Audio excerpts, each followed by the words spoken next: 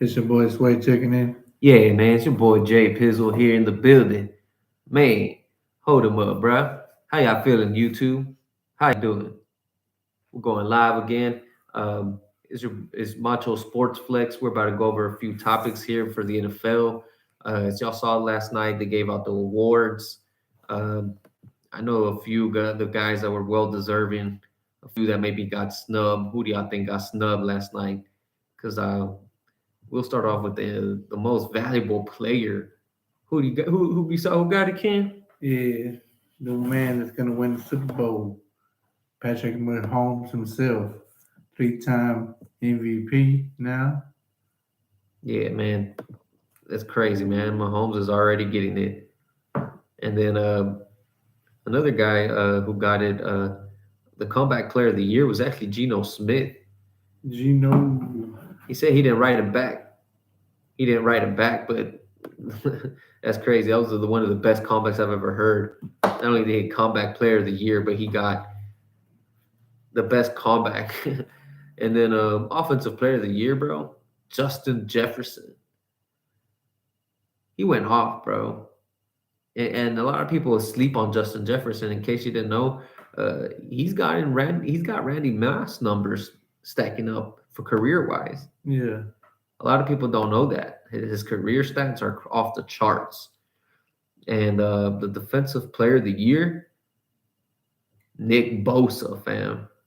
That's crazy. He outvoted everybody. Of course. Where was Parsons at, Cowboy fans? I don't know. Because everybody was for sure had him locked in after his rookie year, right? Yeah. Yep. That's why I need to slow down. He ain't no JJ just yet. But then we'll go on to the offensive rookie of the year. Kim was telling me that the Jets weak that. Yep. Gary Wilson, offensive rookie of the year. And Sauce with the Sauce on defensive rookie of the year. Defensive Dang. rookie of the year. Sauce Gardner, fam. He got So the that must have not been a bad draft for the Jets. They got two yeah. I remember the both draft. sides of the ball. Don't sleep on Jermaine Johnson either. I remember after that draft, I was like, bro, the Jets stole the draft. They got a lot of great picks. Just because Jermaine Johnson didn't win an award that I know of doesn't mean that he's not a great player. But yeah, guys, and then there was also the Walter Payton Man NFL Man of the Year. That was actually won by Dak Prescott. At least he won something this year, right? Got an award. Had to. Yeah, he got all that money, man. So he better have given back, right? Yeah. And then yeah, man. And then we had the coach of the year, bro. Brian Dabble from the Giants. Yeah, I think he did pretty good this year. He led them to playoffs. And I don't think the Giants been to the playoffs ever since like the Eli era. Yeah, man. I don't know. I don't think he's been there either. Um, because I mean the Giants have been there because even with Eli at the end of the years of his years there, they were still not even making the playoffs. I remember they were missing a lot of the playoffs after there were two Super Bowls. That was it. But yeah, guys. So I mean, who do y'all think got snubbed? I mean, do y'all think Jalen Hurts maybe should have won MVP this year, or should someone else have won MVP? Who else? Joe Burrow should have Joe Burrow have gotten some votes up there. Should anyone else have won MVP that you think of? And Do you think somebody did someone get snubbed out of these awards? I mean, I think they gave it to Patrick Mahomes because he really just got Travis Kelsey out there and he still got it done this year. Yeah, man. Because that's why I think they didn't give it to Jalen Hurts. Because I mean, you got Antonio Brown, Devontae Smith, and you got the Titan Dallas Goddard too. hmm That's funny you bring that up. Uh, Dallas is finally going to the Super Bowl, but it's not the Dallas y'all thought it would be. It's Dallas Goddard, bro. So that's crazy. But yeah, man. And then they announced the Football Hall of Fame and the class of 2023. Man, it's crazy.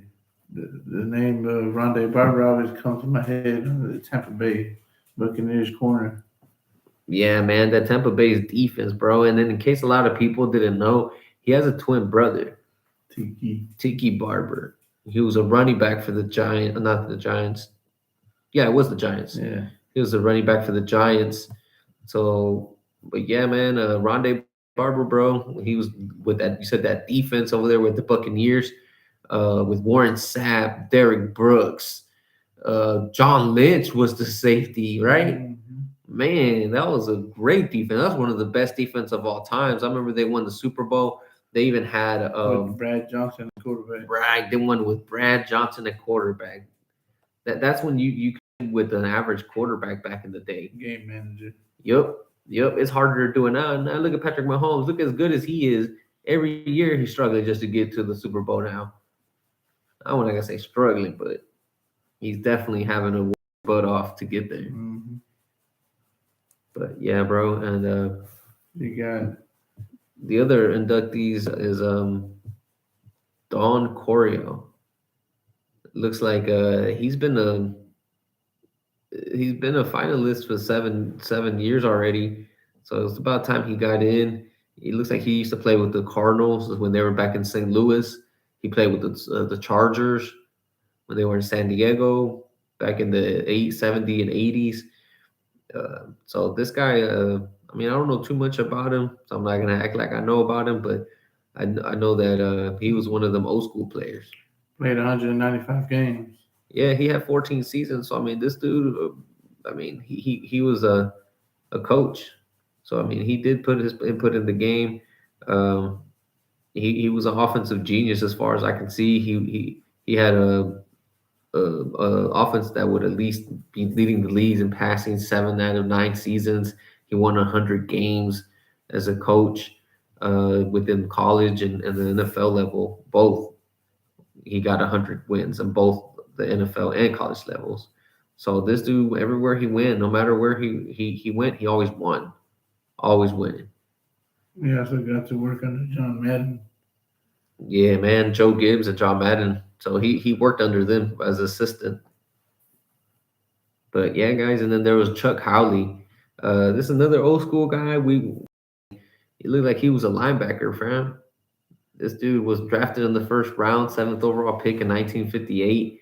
By Chicago. Yeah, yeah, he was actually really good in college, fam. With at West Virginia, he was a three-time All Southern Conference selection and Conference Player of the Year the year he came out. And so he was drafted by the Bears, and I mean, he had like a career-ending injury in like 2 years afterwards, and then he decided to make a comeback, and he ended up eventually getting traded to Dallas, but he did ended up getting a Super Bowl MVP as a defensive player. He was the first non-quarterback to win the award.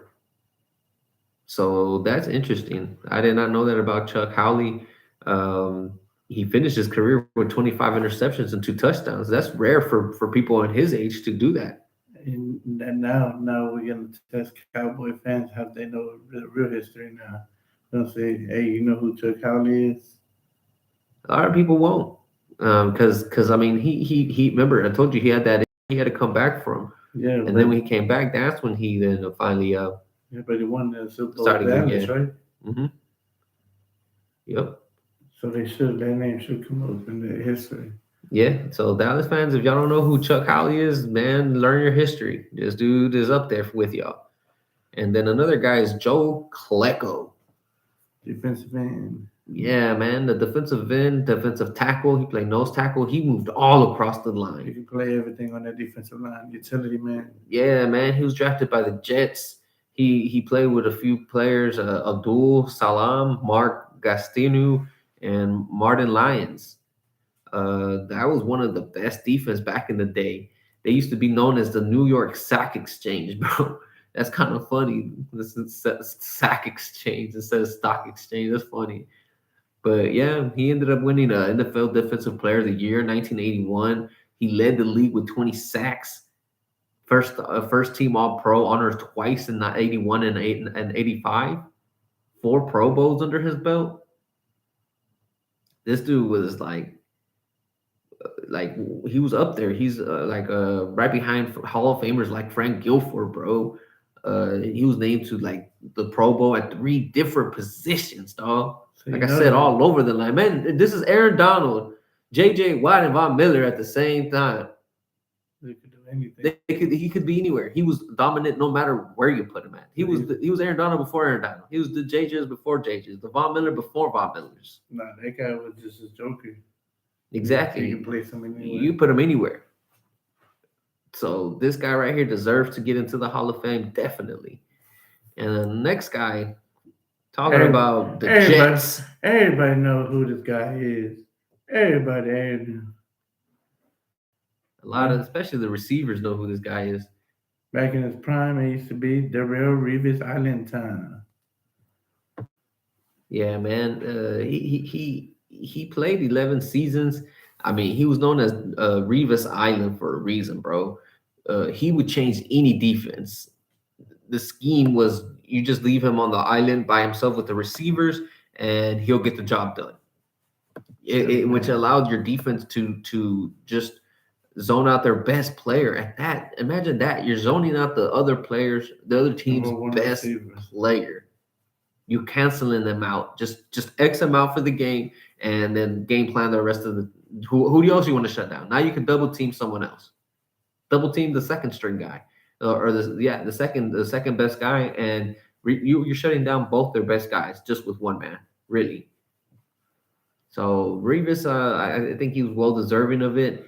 I knew he was going to get into the Hall of Fame, bro. This dude, there's not too many corners like him. Uh, you can rarely name some now. Jalen Ramsey's maybe the closest thing that we had to a Revis Island.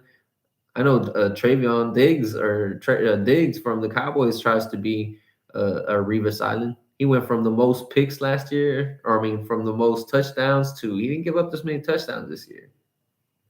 He was actually playing some great defense. But moving on to the next guy, we have Ken Riley, bro, another cornerback. This guy played with the Cincinnati Bengals from the 70s into the mid 80s. It was a sixth round pick, bro. Back in the day, they used to have a lot of rounds. In case y'all didn't know, there was like almost 20 rounds back in the day. So this guy, he was known. He had a lot of nicknames: the Rattler, Mr. Bengal, Mr. Consistency. Uh, this dude came out of Florida A&M, and it was crazy because he was converted to a cornerback. So he didn't really start at that position. He did play 207 in NFL games and amassed 65 interceptions, bro. This dude was on fire as a corner. He would pick it off. Talk about having the nose for the ball. This dude was always there to make that play. He had the AFC interception title in 76, 82, and 83. He Exactly. 3 times in his career, he led him. played in 207 NFL games. Bro, and then he basically will always lead his team in interceptions. He did it 7 times in his career. And he ranks 5th in NFL career interceptions with Charles Woodson. So that kind of gives you the standard of where he's at, the bar on where you can compare Ken Riley to. Because a lot of people will know about Ken Riley, bro, and it's sad because a lot of people didn't get to watch him play. So, and there's not much tape that people are going to go back and look. So I'm glad that he finally got in. So that way he can get stamped into the Hall of Fame. But this next guy, a lot of people going to know this guy. Joe Thomas. Joe Thomas. Left tackle for the losing Browns. Yeah, man. For me, this is your with prototypical left tackle, size wise, strength wise. Like, man, this dude. I remember when he came out on Madden, I would always pick him up. I would always trade for him because I always knew he would be my back straight left tackle for me. You always want to protect your quarter's blind side. This dude was solid, bro. He started all 16 games as a rookie for the Browns, and then what's it called? It was crazy because I know in 2017 he had suffered an injury against the Titans, and that's kind of where his career went downhill from there. But he only allowed 30 sacks, bro, in his whole career. Think about that. That's 11 seasons. That's about 3 sacks a season or less. The quarterback was the best friend. Yeah, yeah. So I'm sorry that he had to play for the Browns because imagine if he played for a different team, bro. He probably wouldn't even he would have not even had 30 sacks. Imagine if he had a good quarterback that got out of there. Remember, he had to play with Johnny Manziel. He had to play with what's his name? What's that guy that just Baker Mayfield. Baker Mayfield? He had to play with those guys. Tyrod Taylor. He wasn't playing with top notch quarterbacks, so he always had a and then think about that. He plays against the Ravens, bro. The Ravens defense. That's who he was facing every year, twice a year. And don't forget He had to T Blitzburg. sizzle, dog. Don't forget Blitzburg. I forgot. Even Pittsburgh again, fam. In case if that's not hitting home right now, how great this man is. 30 sacks against Blitzburg and against the Ravens defense. I mean, we'll talk about the Bengals, but the Bengals defense wasn't there when he was playing. At least I don't remember him like that. A few times they were there, but Joe Thomas, fam, is what your left tackle is supposed to look like. He might be related to Zach Thomas. I don't know, bro. I don't know if there was any relation to them, but yeah, that's our next guy. I remember watching Zach Thomas too, bro. I remember playing him in NFL Street. I used to pick him. He used to be that heart and soul that Miami defense. And then from 1996, he got drafted to Miami. Then in 2007, he left, and then he joined the Cowboys. But he retired Miami Dolphin. He was a fifth round pick. Yeah, bro. I mean, this dude was always racking up tackles. This was a tackling machine, fam. He got 100 tackles in each of his first 11 seasons, bro. Think about that. Players, and this was back in the day. This was back in the 90s, mid 90s, when he was doing this. This was dude Ray Lewis, basically. He was another Ray Lewis. Uh, he was just, bro. I don't know. This dude was just a wrecking ball, caused havoc everywhere he went, and he always had his what's it called, an eye for the ball, bro. This man was voted 7 times to the Pro Bowl. 7 times. 17 picks, 20 sacks. And at that, he had 170 yards with those interceptions. That's what I'm saying, bro. And like, I know a lot of people are gonna be like, "Well, 17 interceptions isn't a lot, bro." He played linebacker, dog. He's not even supposed to be covering over there. He's a linebacker, bro. This is not a corner we're talking about. And then he wasn't rushing them people all the time, bro. Like like back in the day, I can only imagine if he were to play now, and they would have asked this man to rush. He And would at, trust me. He would have way more than 20 sacks. and at that, man, this man weighed like 235, so he's a big guy. Yeah, bro, he was solid. Like I said, he played 11 years, and like I said, he played 13 years, but the first 11, bro, had a career like none other. And talk about having careers like none other. I'm glad we're ending with this guy, the Marcus Ware, fam. This guy right here for sure. You knew he was gonna make it to the Hall of Fame. Even before he left the Cowboys, you knew he was on his trajectory to the Hall of Fame, bro. He was that guy before Mika Parsons for Dallas. Exactly, bro. He was with the Cowboys for 8 seasons. He led them in sacks all 8 seasons, as far as I know. And then he led the NFL with sacks in the 2008 with 20, and then back in 2010 with 15.5 sacks. So this guy was a force to be reckoned with every Sunday. He had 138 total sacks, intercepted 3 passes in his career, and had 1 touchdown. At least 1 interception return for a touchdown, and then he had 2 fumbles returned for a touchdown. And he won the Super Bowl before the Cowboys did. Yeah, bro. He went and then he ended up leaving to the Broncos and helping Peyton Manning and Von Miller win the Super Bowl. I remember Von Miller, having them on that defense. Can't block both of them. You kidding? bro. You cannot. And he was named to the NFL's All-Decade Team of the 2000s. This is how good this man was, bro, for a whole decade. Just like we're talking about Zach Thomas, he dominated his whole career basically till the end. But yeah, guys, congratulations to the 2023 class Hall of Fame. It looks like there's a lot of guys that are well deserving, fam. But there's also every year where someone gets snubbed. Andre Johnson. You saying that because we Texans fan, but Nah, Andre Johnson got numbers up there. yeah, but if you look at this class, bro, I mean, who Exactly. who would you take out? I mean, a I lot of these already mean, retired before Andre, so I mean, they gotta get them in. Reeves for sure. You're not gonna take Joe, out Reeves for Joe Andre. Thomas, What? Joe or Thomas? Well, nah. Mm-mm. I wouldn't take any of them out. Not for Andre. Ronnie And not even Gardner. the ones that I don't know, especially those because I don't even know. They probably paved the way for some of them, and we don't even know. Yeah, we'll see. Well, next year is always next year for Andre. Yeah, at least he still got some time, man. But yeah, we'll move on to the final topic we have here is the Super Bowl, bro. The Super Bowl means a lot for Andy Reid and the Eagles and his new team, Kansas City. It's a big storyline. I know your fingers are itching, your head is itching. Go ahead and I already start have talking. like a whole paragraph written out, bro. I know. I see you typing. Yeah, man. But we got well, a few storylines going into this game, bro. The first one is the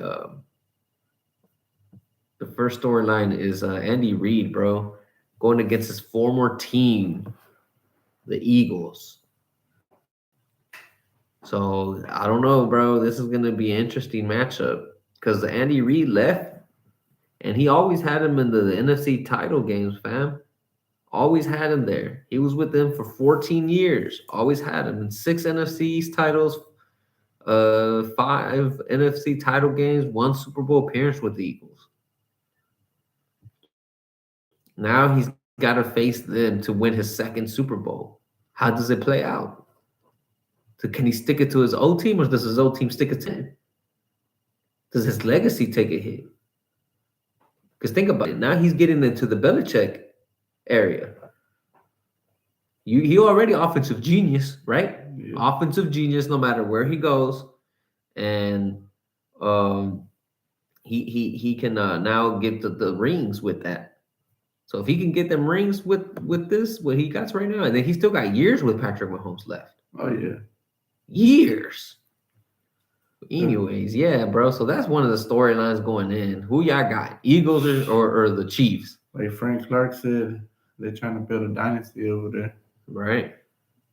So we'll see what they do over there. But the other storyline we have going on is the Kelsey Bowl, bro. It's the Chaos. Kelsey, bro. The Kelsey So Bowl. how do you think their parents feel? They don't know what team. I mean, you got to treat it as they're both winners, bro. I mean, I know that one of them's gonna eventually lose, but you got to see them. They both won. It's a win. It's even a pleasure that you even get a field defeat in the Super Hey, Bowl. but like brothers, they're always about competition, right? Yeah, because what's funny Well, is one's gonna have a ring over the other one. exactly because Jason got it in 2011 and Kelsey got it in 2013. So one of them, like you said, is gonna have two. One of them is gonna be clowning the other one. And if you know they got a podcast, bro, Yeah, they got a podcast, so they're gonna be talking ish for real, for real. But yeah, They've probably man. been talking shit all week. Yeah, man. I wonder who's gonna. And then Jason said he's gonna stop being a Chiefs fan for at least a week or two now. Yeah, I seen Jason. He was he was actually at a Chiefs bar or something with his family, and then right away after the Chiefs won, he put his Eagles stuff on. Seen that video? Yeah, Yeah, that was cool. yeah, man. And then we'll move on to the third topic. It's Two Patrick Mahomes and Jalen Hurts, bro. two Texas boys going at it Two Texas boys are gonna be in the starting the Super Super Bowl. Bowl. They're also the first two African Americans to be starting, bro. So it's like it's a new dawn and age where now it's like, there it's more diverse into the NFL, bro. The only thing that's missing is for the head coaches to start getting like giving fair chances. I know we have Mike Tomlin. I know we have Don Rivera out there. I know we just got the Miko Ryans out there for a head coach, fam. But now, let's see, we're making steps, fam. We're making moves. We're making moves. We're getting there. I mean, even if the Jets, fam. I mean, if you think about it, dog, the Jets, they even Robert Saleh. I Yeah. didn't know this, but he's Muslim, fam. You know what I'm saying? So it's like the NFL is getting more diverse, so it's giving more people chances. So I'm glad to see that happening. And but there is kind of a joke, bro. It's kind of a joke that I kind of thought of the about the Jets.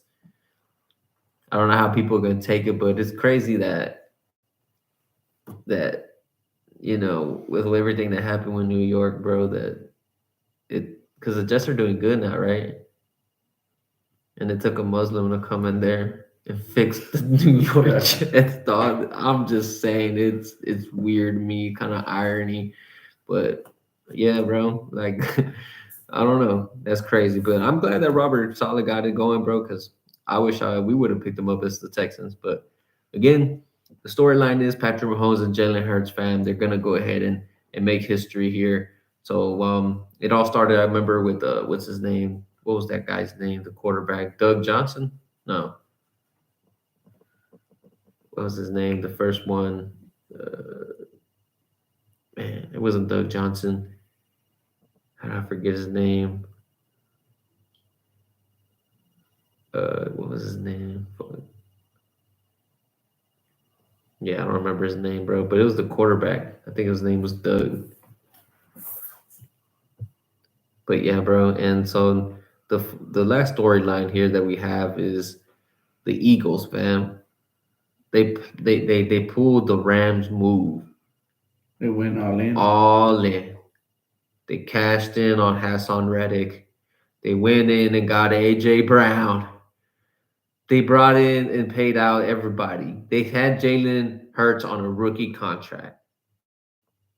They did it the right way. They've done it before. Remember with Doug Peterson and Nick Foles and Yeah. Carson Wentz? They did it back then, and then now they did it again. You got to give credit to Howie Roseman, bro. He knows how to build Super Bowl winning teams, or at least Super Bowl teams. Like I said, without AJ Brown, bro, is the team the same? No. Without Hassan Reddick, do they even make it to the Super Bowl? No, because that play doesn't get made. Brock Purdy's still playing right now, potentially. So you got to give the office credit for the Eagles. Stand up job, bro. Stand. Mahomes is going into this game with the ankle injury. You think that's going to hold him back? Because remember that one year when he played the Buccaneers, then he hurt his ankle too. Yeah, but I don't think it's gonna hold him back, bro. I think if anything, it's gonna add to his legacy. The fact that everyone knows he's He playing can fight. hurt. He can fight through the ankle injury. You think they're going to give him a lot of credit, so he might even perform better. You never know. Supposedly he didn't get shot up. That he just was going through the pain. So more respect. And then he had 2 weeks to rest that ankle sprain. So he should be ready to go. I mean, it's the Super Bowl, bro. You don't need nothing to get shot up to get hyped up. You Oh, ain't gonna feel no pain. everybody It's watches. the Super Bowl. So and He's then it been just there. He's been there, and he's won it. when he's even better, he's been there and he's lost it. So You now, feel those, trust so me. so so so now he's feeling that itch. He's like, man, I'm here now again. Mhm. I can't lose. Ask Brady how them losses hurt. Even though if Brady has 7 Super Bowl rings, he tells you he don't remember He those. He missed remembers out the on losses. 3. He could have had 10. He remembers the losses. He like those Never. stay with you. They haunt you. So I bet you he has nightmares of the NFC East. I don't know why he lost to the Eagles and the Giants. Eli's still haunting him in his nightmares. But yeah, bro, that's pretty much it for the Super Bowl storylines. If we missed anything, let us know. Drop it in the comments down below. Um, so yeah, guys, let us know of any storylines y'all just want to hear about, talk about on the next show. So you got anything else for him, Ken? Nah, man, I just go ahead and Wait and see because the Chiefs are gonna win the Super Bowl. Yeah, guys, let us know who you guys got, Chiefs or Eagles. I know Colts got Eagles. Jose Zay, he probably got the Chiefs. He always go against his former opponents. Hey, Goose, who you got, Goose? I know you probably got money on the game, so yeah, we're gonna see who's gonna win. I'm gonna say the Chiefs, bro, just because I want to see Patrick Mahomes make history. Yeah. I really don't care. I want to see a good game, but if you ask me, I gotta go with Kansas City because Patrick Mahomes got the chance to be the next Brady. Let's see. But don't forget to strike out that like button, select the subscribe button, and dunk your comment down below. This is Macho Sports Place checking out. Yes, sir. Yes, sir. Check it out. Yeah.